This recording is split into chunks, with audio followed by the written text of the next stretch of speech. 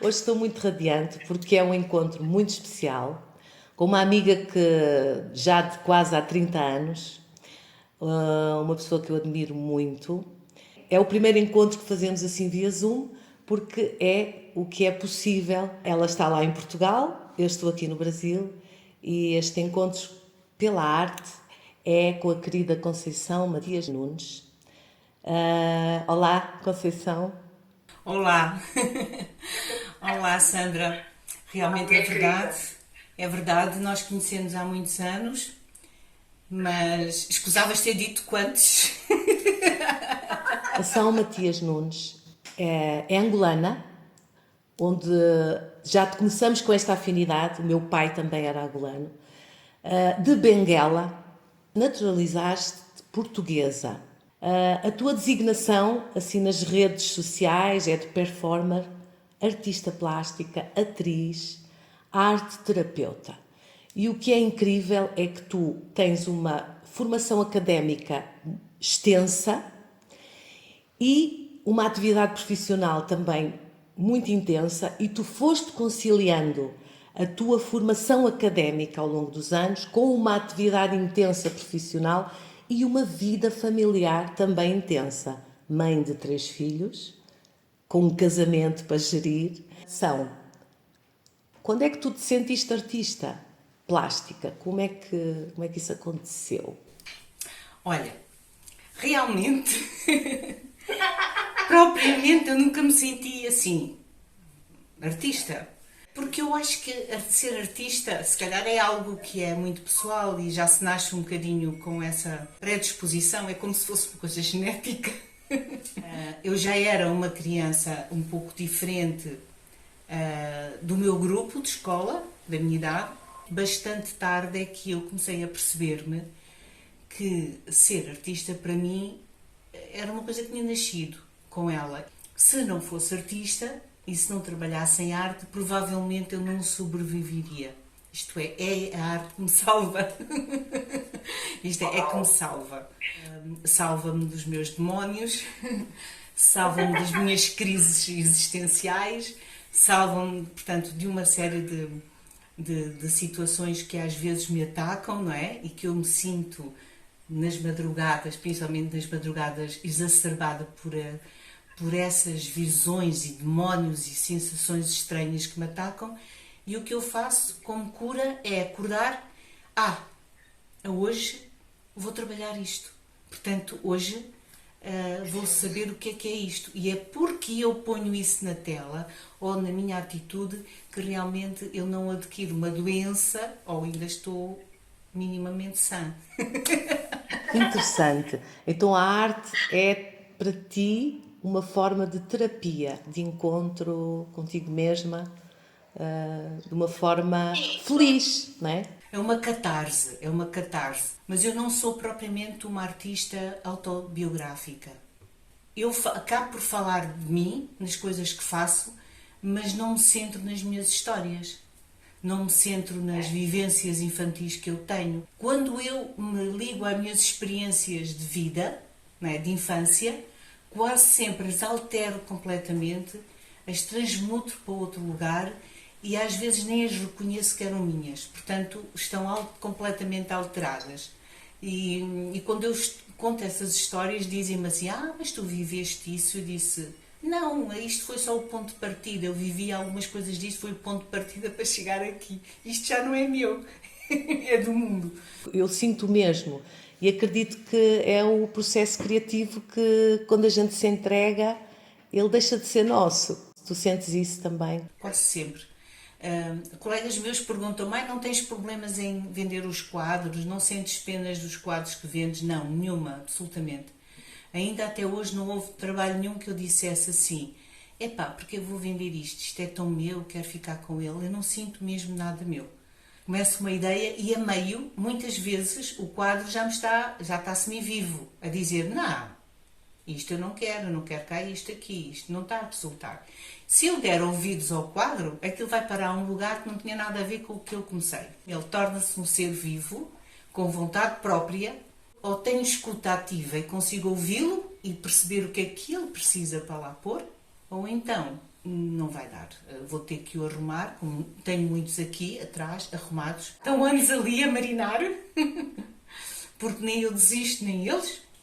Até que um dia, pode ser milagroso, eu me levanto e disse, pronto, ok, vou desistir desta minha ideia. Agora, o que é que tu queres mesmo?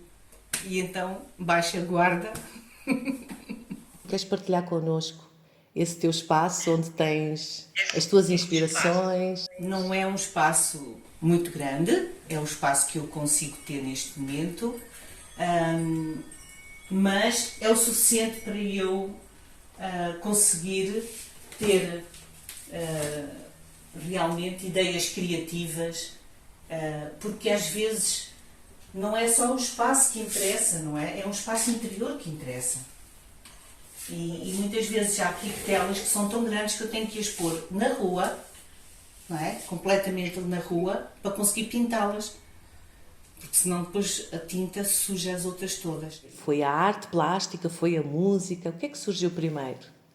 Foi a performance, nem sequer foi uma coisa nem outra. Porque eu recordo-me de ter 4 ou 5 anos e minha mãe contar que eu pegava às vezes nas roupas que eu tinha e pegava numa tesoura e cortava as tiras. E depois amarrava às pernas e aos braços e fugia pela cidade, bem, seminua com aquelas tiras.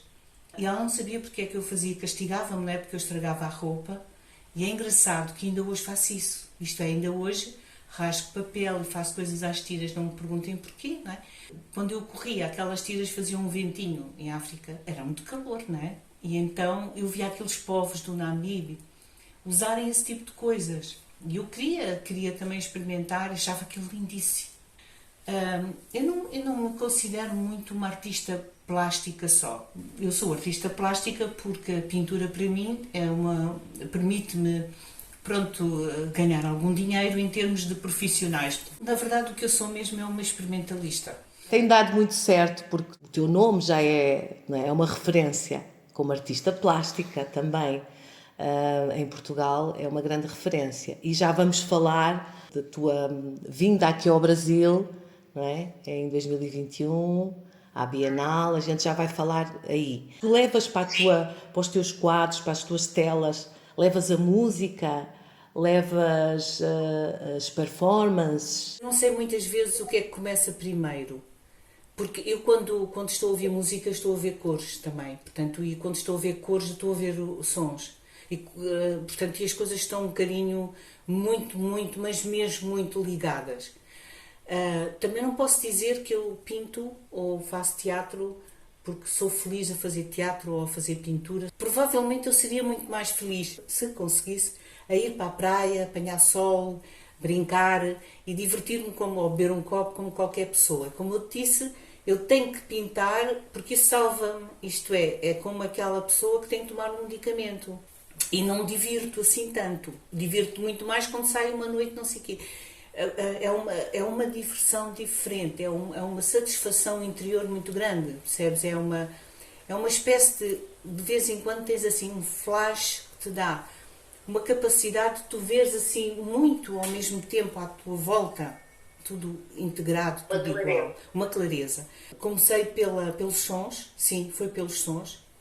Eu sempre apreciei as grandes orquestras e mesmo em pequenina e ninguém gostava, nessa altura eram os Beatles e estás a ver, toda a gente ouvia isso, eu não, eu ouvia outras coisas e comecei a ver realmente interesse nas cores através mesmo do som. Depois também era muito, brincava e acabava por estar nas aulas distraída a fazer retratos dos professores, porque eu, no início da minha vida escolar, eu fui muito má aluna e detestava a escola. E então, porque não conseguia aprender como as outras crianças. E pensei, e fui levada mesmo a crer que tinha algum atraso mental. Aliás, porque diziam que eu tinha um atraso. E realmente eu comecei a fazer retratos e tal, para me distrair. O meu grande amor é mesmo a representação. Porque isso vem mesmo das profundezas do meu ser, sabes? Portanto, daquelas memórias tribais, daquelas memórias da minha terra, percebes? Que entram aqueles cheiros, aquelas coisas, portanto, vem muito daí. É interessante porque, como eu já te conheço há alguns anos, e fui seguindo sempre a tua carreira, o teu desenvolvimento artístico. E quando eu te conheci, eu tenho que focar este ponto, porque tu dizes que essa questão do atraso e de que não eras muito inteligente.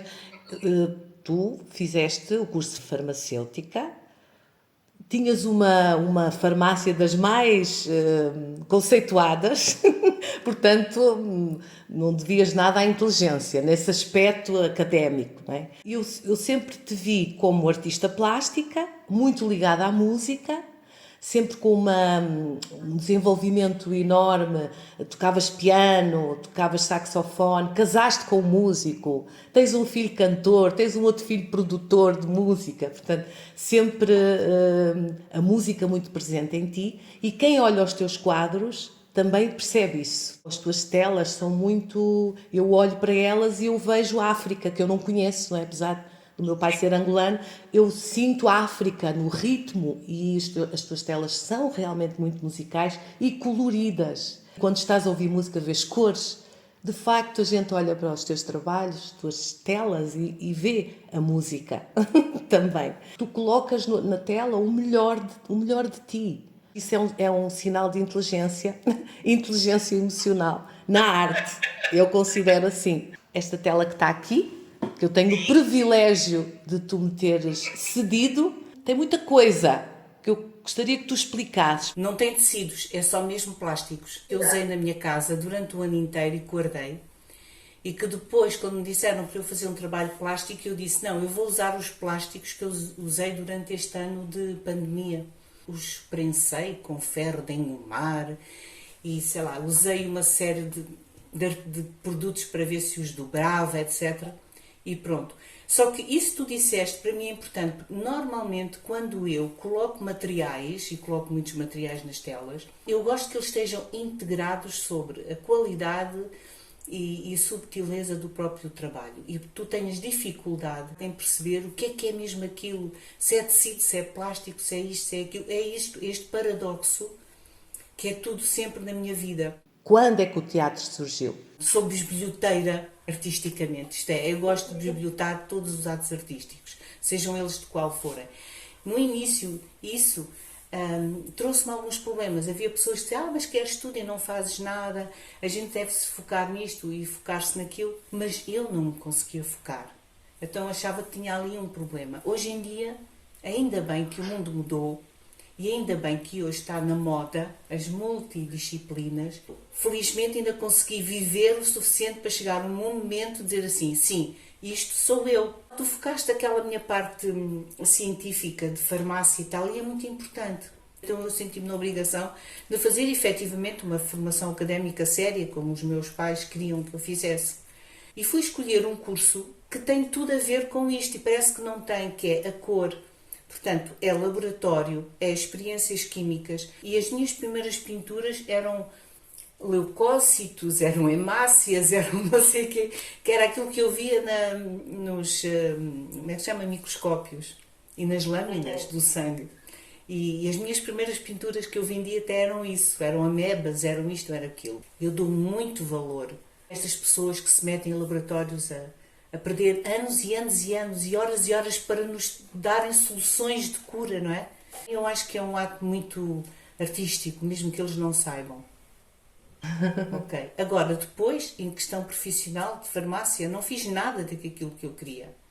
Enverdei por um caminho de poder, de dinheiro, até que cheguei a uma altura que eu achei que não tinha, essa parte já não tinha nada a ver comigo. Eu tinha que regressar às minhas origens. Portanto, já estava com poder a mais, provavelmente com dinheiro a mais, do que aquilo que eu queria, e isso não me dava nada e menos felicidade. Eu achei de uma coragem tremenda, tu no auge dessa tua carreira como farmacêutica, empresária, empreendedora, partilhaste comigo, eu sei que a gente se encontrou, disseste, eu vou vender tudo, eu quero só fazer arte. Ainda bem que o fizeste, porque entretanto criaste tantas outras coisas na arte, estavas na área da saúde, a contribuir para o bem das pessoas, e agora como artista tu trazes o bem, porque tu tens essa questão da arte, terapia, daquilo que tu levas às crianças. Conta um pouquinho dessa vivência.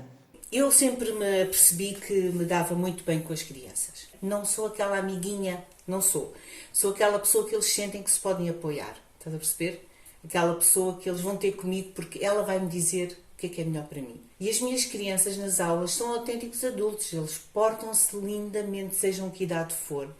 E têm um comportamento quase que profissional a pintar. E eu aproveito, e como tenho essa parte científica, se dou retrato, falo da anatomia, falo dos músculos da face, que é muito importante para se desenhar bem, falo da biologia, falo da respiração humana e a respiração de uma planta.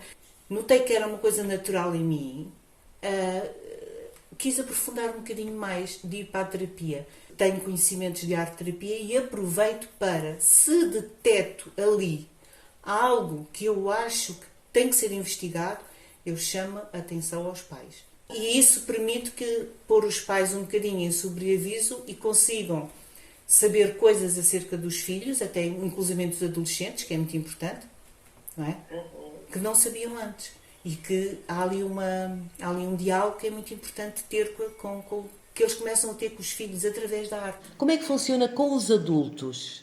Os adultos, para mim, é uma situação um bocadinho diferente. Com as crianças, tu tens tudo ainda por fazer. Tu chegas ali, moldas, trabalhas a massa. Com os adultos não é? Com os adultos já há muita coisa, já há ali muita experiência. E começas a ter dificuldade em perceber que essa pessoa não vai alterar aquele comportamento. Com os adultos, a minha posição com os adultos é de aceitação. Aceitá-los como eles são. Podem chegar lá, não é? No teu ateliê para simplesmente aprender tecnicamente sobre pintura, pintar melhor, não é? Os adultos, não é esse o objetivo? É só esse o objetivo. Bem, não é só esse. As pessoas aparecem por várias razões. Às vezes nem tem a ver com elas. Tem a ver com uma coisa exterior. Nunca corre bem, que é conheceram alguém que gosta muito de pintura, por quem se apaixonaram e então para agradar, e não é só para agradar, para se tornarem pessoas especiais, vão pintar, vão aprender a pintar para outra pessoa as valorizar, por exemplo. Isso não resulta, porque se aquele relacionamento acaba, a pintura vai ao ar. Sentes que agora é mais fácil para ti? És melhor aceite por seres uma artista? Sim. Eu estava habituada, né, que me chamassem doutora para aqui, doutora para acolá, portanto, até esse vínculo desapareceu. E quando me apresentava como artista plástica, perguntavam, não, eu não lhe perguntei onde se distraía, eu estou-lhe a perguntar qual é a sua profissão. Eu sempre fui muito política, isto é, em termos artísticos, sempre tentei lutar pelos direitos, mas tu já me conheces, não é? Eu era uma pessoa, sempre fui uma pessoa que, de boca um bocadinho aberta. É um traço da minha personalidade, é dizer normalmente o que sinto, mesmo que isso muitas vezes traga algum conflito ou algum mal-estar. Às vezes eu crio esse conflito social porque não consigo deixar passar, percebes, Sandra? Não consigo. Eu gostaria que tu falasses um pouco do body painting. O body painting, no fundo, tu vais ver, então aí é que é mesmo a junção de corpo e alma, não é? Eu não me bastava só usar os pincéis para pintar.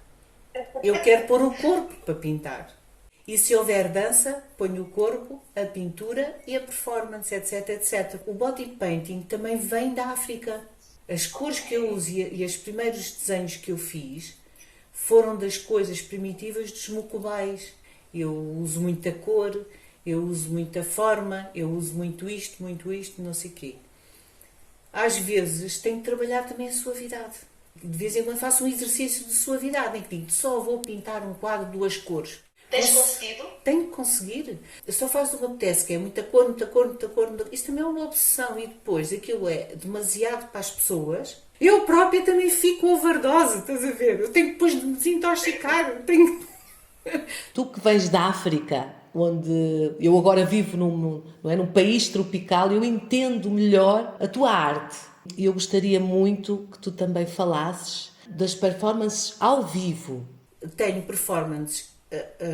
Vai desde a não formatação completa, isto é, as pessoas nem sequer se conhecem, as pessoas não falam a mesma língua, por exemplo, eles próprios também não se conhecem entre eles, os músicos, e ninguém sabe o que vai fazer mesmo.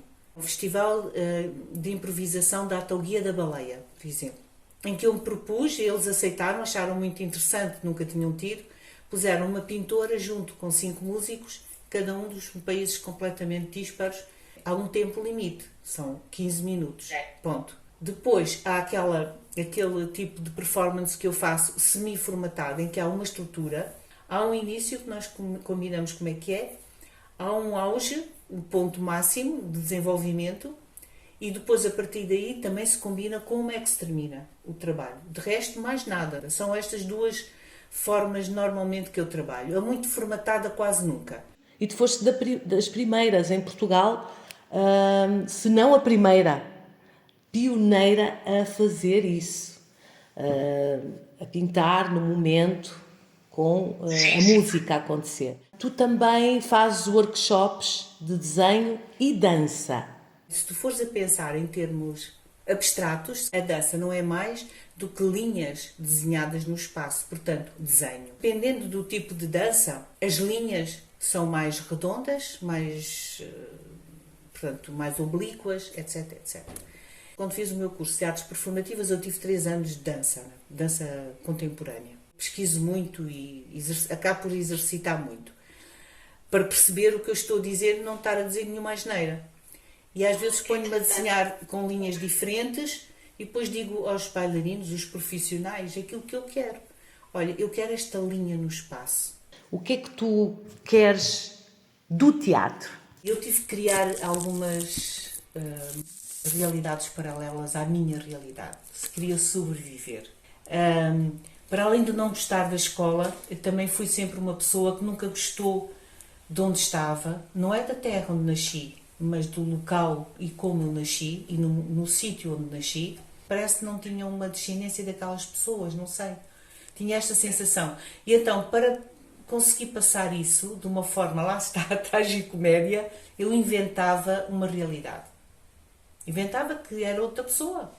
Percebes? Que tinha que passar por aquilo e passava. Eu tinha consciência de que estava a fazê-lo. Portanto, eu nunca me enganei. Portanto, quando pensava ou fazia de conta que era isto, eu sabia que não era. Há uma coisa certa que é, tu podes enganar toda a gente, mas a ti não te enganas. No teatro, eu costumo fazer isto nas aulas também, aos meus formandos, que é, para irem buscar os sentimentos que vocês têm que representar, vocês têm que descer, se calhar, ao inferno, se calhar. Mas não se preocupem, porque eu vou-vos ensinar o caminho de ida e vou-vos ensinar o caminho de volta. E é muito importante isso, porque quando eu faço teatro e vou para o palco, ou portanto quando eu represento alguma coisa, eu não me engano. Eu, enquanto estou lá, sou aquilo mesmo. E acho importante que o público tenha essa ilusão de que aquilo que estão a ver, afinal, é aquilo. O teatro é a verdade condensada. Aquilo é uma verdade, não é eu não gosto de teatro fingido. Tu, quando vais ver uma peça que te leva a refletir para casa, tu passaste se calhar 20 anos. Aquela peça contou-te uma vida de 20 anos em hora e meia. Certo? Tu começaste como atriz ou começaste com a vontade de criar personagens? Eu comecei primeiro com aquelas experiências que tu viste entre pintura e música, depois fiz algumas coisas na rua, em Lisboa, que também, como tu disseste, é verdade, por mais que eu pesquisasse, não há, portanto, pessoas a fazerem, e depois, posteriormente, descobri realmente essa minha vocação mais para representar coisas sérias. Eu sou capaz de fazer um teatro que não tenha música sequer.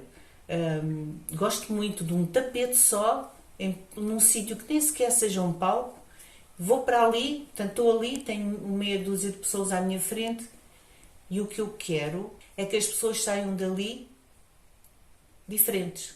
Não estou ali para divertir, não estou ali para divertir ninguém, portanto, porque para mim não é entretenimento. Quando eu escolho ir a um teatro, a um palco e ver uma peça, não é? Eu escolho também sair diferente lá, sabes? Eu vou lá porque eu quero me emocionar. Tens várias telas incríveis de retratos de músicos, tipo Miles Davis. Como é que foi essa imersão? Portanto, o que eu faço é que se reconheça, não é? Que é o pintor, ou que é o músico, quero eu dizer, o Miles, pronto. Mas que todo o trabalho de cor que eu tenho lá é um trabalho da música dele. Portanto, é um trabalho que eu, quando ouço a música dele, sinto. Eu pintei o malho, está aqui atrás, portanto, umas cores muito intensas, porque ele é assim. Se calhar Coltrane já está mais no azul e de uma cor mais neutra, porque ele é assim, para mim, segundo o que eu... Se eu tivesse que pintar Desmond, portanto, que eu gosto muito desse saxofonista, muito doce, ainda não o fiz, iria escolher uma cor rosa. Agora, também tenho o caso de pintura propriamente de músicas, não de músicos, mas de músicas, em que não tenho lá personagem nenhuma. Eu fiz um trabalho sobre a música de Jorge Peixinho, um compositor português, e o interessante é que tu estás a olhar para o quadro e estás a ouvir a música e estás a olhar, percebes? Estás a ver. Tu és realmente uma referência em Portugal. O teu nome aparece no livro Aspectos das Artes em Portugal, né? De Infante do Carmo. Sim. Em várias ilustrações de CDs, falaste agora precisamente da tua interação com o Jorge Peixinho, e a Bienal do Rio de Janeiro. Como é que foi? Como é que aconteceu? Nestes anos de pandemia, etc. Eu investi um bocadinho, resolvi sair um bocadinho aqui do meu local, né? De Portugal, do meu local, e começar a investir muito mais para a internacionalização. E então resolvi começar a investigar e lançar, portanto, propostas as mais variadas. Fui eu que lancei a proposta, que foi aceite, e, portanto, fui aceito para a Bienal. E já tenho uma proposta desta Bienal para, na próxima que acontecer, de 2023, para o ano, eu vou ter um lugar especial nessa Bienal. Isto é, vou ter uma sala só para mim. No Rio de Janeiro? Vai ser na Finlândia. E provavelmente, se a Bienal for ao Rio, eu vou estar lá também com uma sala. Pronto, Ah, para que mim. bom! Então vamos nos encontrar desta vez, porque em 2021 eu não estava a par, eu não sabia que tu estavas aqui, as telas que não, portanto, que não foram vendidas, né? Eu Sim. fiquei guardei, olha a minha sorte, guardei, esta é uma das telas que está aqui para o meu usufruto da minha grande, querida amiga, grande artista. Realmente és uma pessoa incrível que Obrigada. quer dizer, tu predispões-te e entregas a tua vida não só para ti mesma e para a tua família, mas também para quem gosta de arte e precisa de viver uma certa inquietação e para se descobrir. Só falamos de mim, também e tu. Só falamos de ti, só falamos de ti. ok. És a protagonista aqui, não é para falarmos de nós. Nós depois falamos noutro momento. Porque eu tenho seguido também a tua carreira e tu também estás fantástica. Obrigada. Encontrar os papéis. Também és uma grande criadora. Tu crias tudo, tens estado a criar tudo própria, tudo, não é? A criar os caminhos. A gente sabe que temos que ser nós a criar os caminhos para depois as coisas acontecerem. Claro que não vamos sozinhas, mas a gente tem que abrir caminho para que as coisas aconteçam. Mesmo com essa inquietação, eu espero que tu encontres paz, porque tu mereces essa paz, porque tu és uma artista extraordinária. Muito obrigada, tá? Foi um prazer enorme. Muito obrigada. Tchau, querida. Adeus, adeus. Tchau. Tchau.